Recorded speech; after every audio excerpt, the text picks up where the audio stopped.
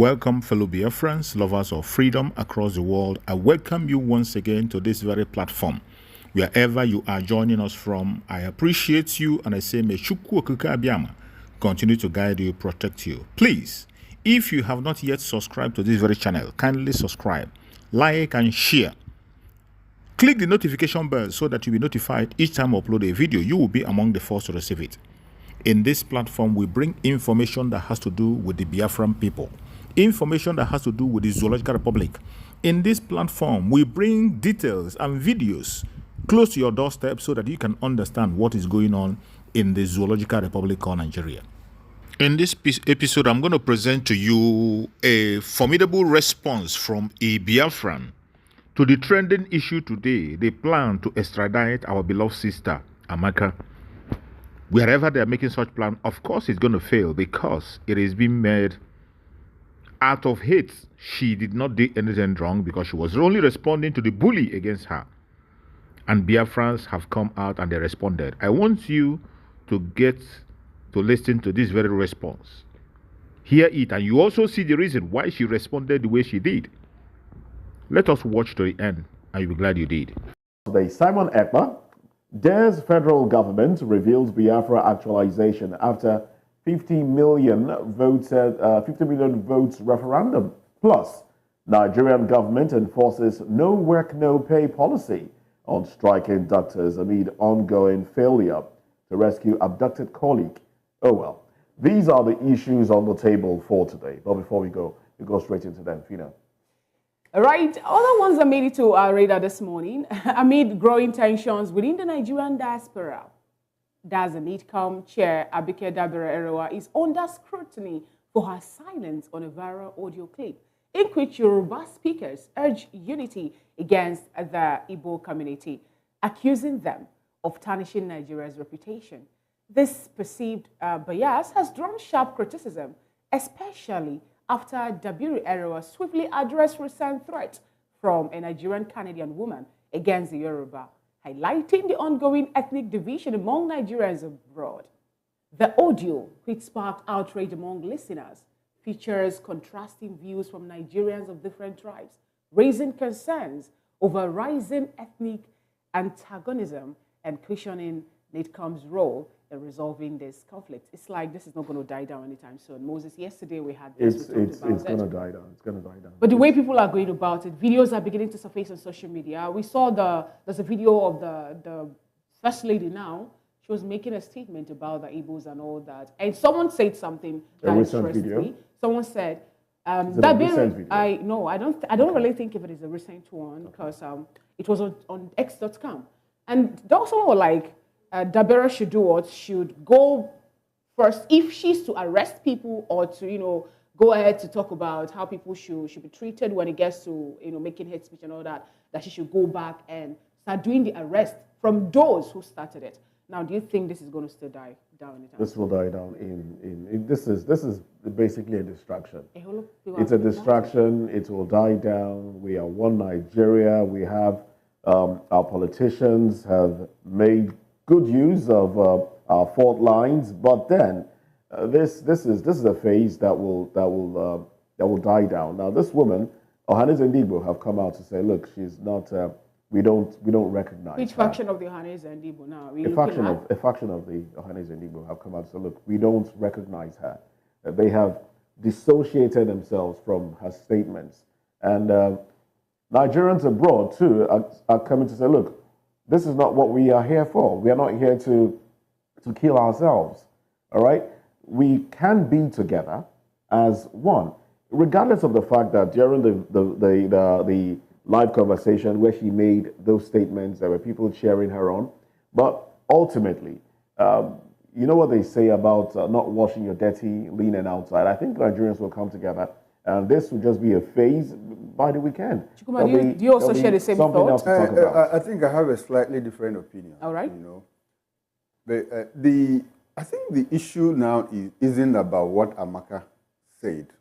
What Amaka said is highly controversial. Every right-thinking human being understands that. But I think the issue in discussion now is the role Abike Dabere is playing the whole thing. Abike unfortunately has wrongly profiled herself by her actions. She seems clearly biased in her role as a government official that represents an entity within the Nigerian government. She has clearly shown bias by the way she puts out information regarding a certain group of people. The Igbos in particular. Anytime the Igbos, people of the Igbo ethnic group, anytime there's this kind of, they stray away from normalcy, she's very quick to highlight it. Unfortunately, she hasn't done that for the Yoruba people, where she comes from. Let us call it what it is. So you think she's being sentimental? Very biased. Okay. Very biased. And it is not good for us. So what Amaka did is wrong. Yeah. You can't profile an ethnic group wrongly like that. You want to kill people. Why do you have to kill them? Why do you have to kill them? It's condemnable. And if anyhow you turn it, what she did was wrong. But the issue now is Abikere, the role she is playing. Now, a certain group of people from the Southwest have come to say, look, Igbo should go, this one and all of that one. And Abikere Dabiri is very silent. She didn't say anything about that. Still. It speaks to the larger climate of hate. I'm not holding for her now. But the person that said, I don't think it was her purview to comment on, because that wasn't a Nigerian in diaspora. That basically, from what we know, Adeyinka Jr. was in the UK. He was in the diaspora. Was in the UK. I wasn't calling for Igbos to go. Yeah. And I made mention of that yesterday. That probably she is taking on this one because Amaka is in Canada, so it falls under her purview. Yeah. But what about Adeyinka Jr.? What about the Igbos that went to steal in UAE? Yeah, and she was quick to profile them. But we saw some Yoruba prostitutes in UK, in Italy, and she was silent. That is what I'm talking about. Yeah. So she should understand that, look, my position is that of, I represent the Nigerian government. The Nigerian people. The Nigerian people. All of us are one humanity. I keep talking about it. So do you think this is going to die down anytime soon? No, of course it will die. But like I said, it speaks to the larger climate of hate. So do you also think it's more like a distraction, for Nigerians not to look at what is really happening and start? Nobody asked Amaka to make the statement. So it's not a distraction. It's not diversionary. All right. And with that, we'll move over to another one. The Federal Competition and Consumer Protection Commission, FCCPC, has issued a 1-month ultimatum to traders and market stakeholders to reduce the prices of goods and services or face enforcement actions.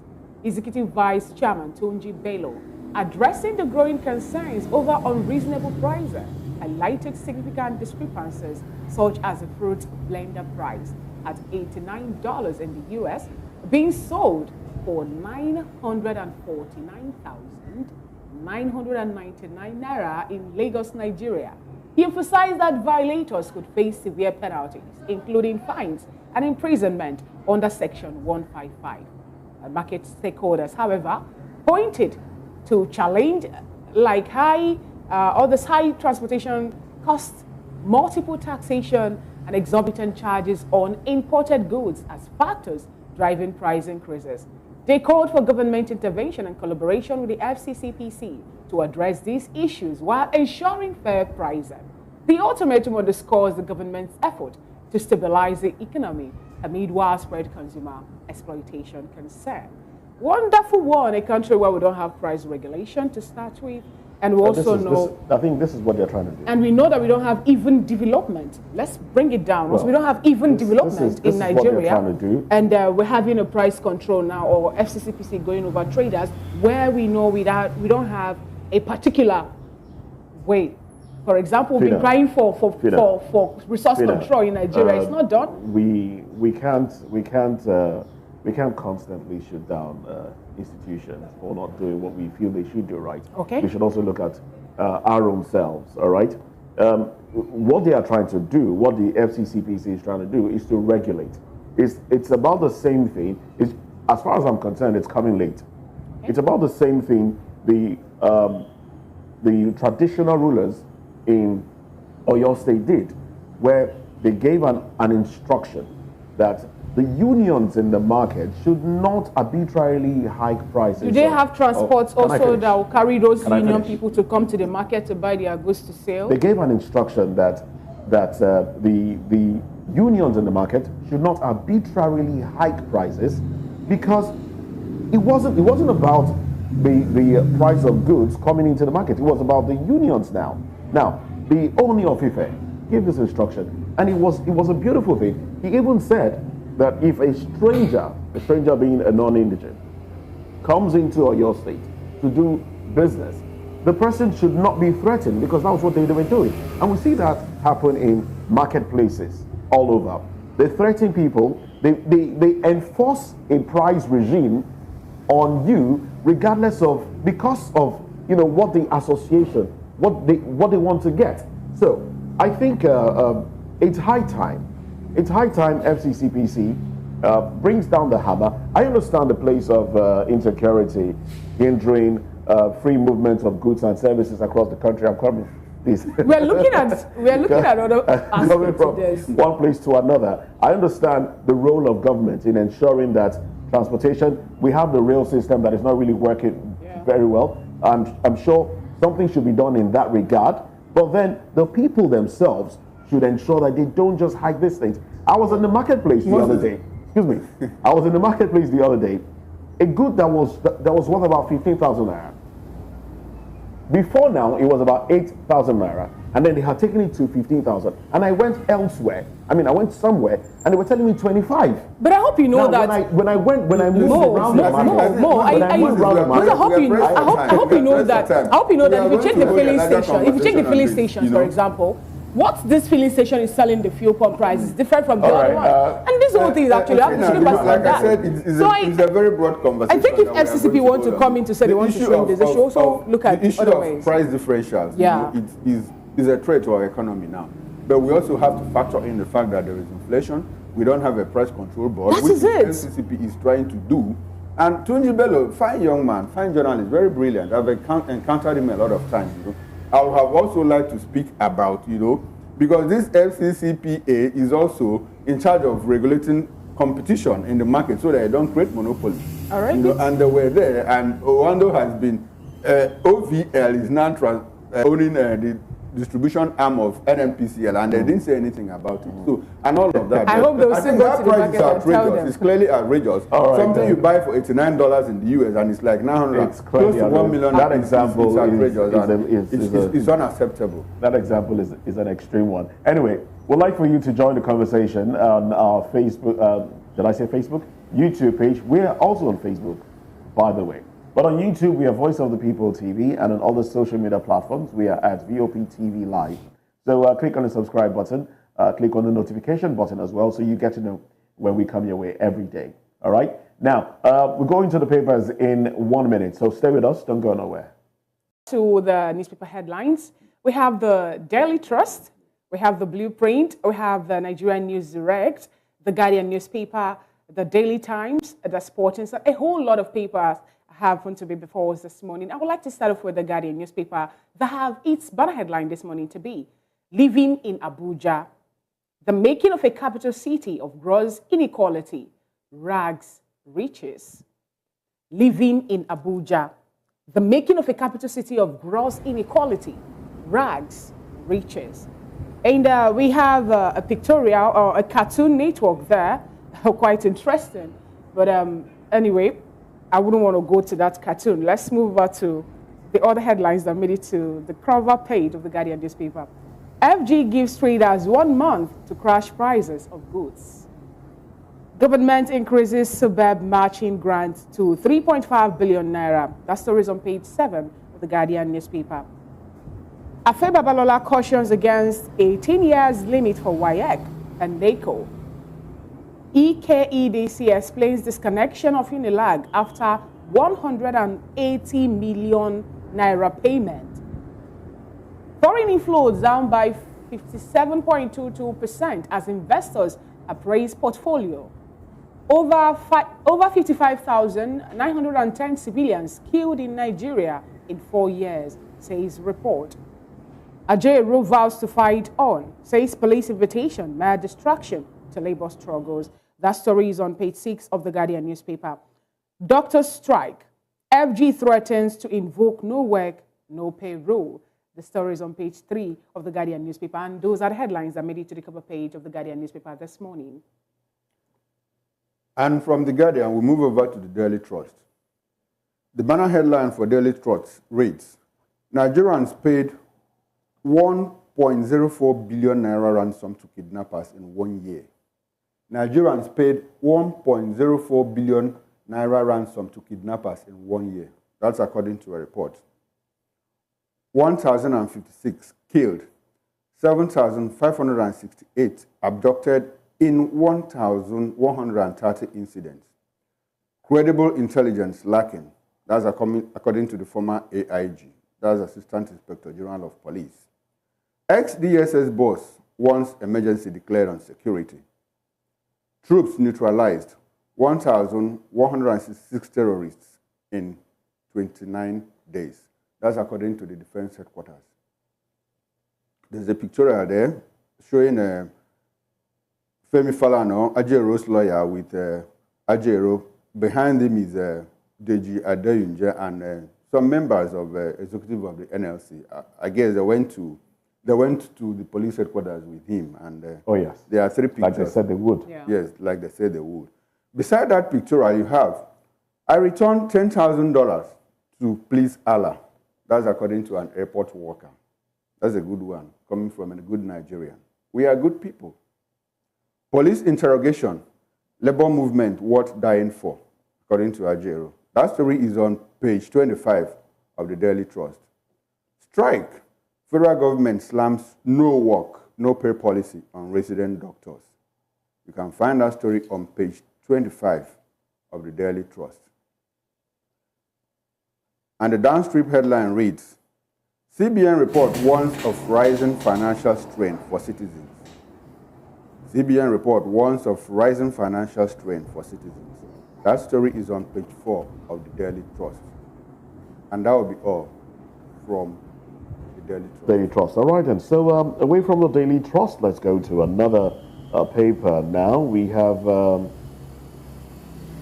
Punch newspaper right here as well. The banner headline from the Punch reads, Presidential fleet, 200 families displaced as NAF demolishes houses.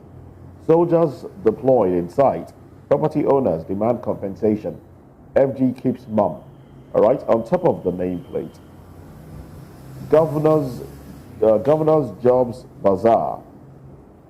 States wages rise by 900 billion naira. Tinubu OK's 50% electricity subsidy for hospitals, others. NYSC bars poly graduates without IT experience. NYSC bars poly graduates without IT experience. I will build on foundation laid by Obaseki, Igodalo. I wonder if that's a good one. PDP, APC, others sign peace accord September 12th.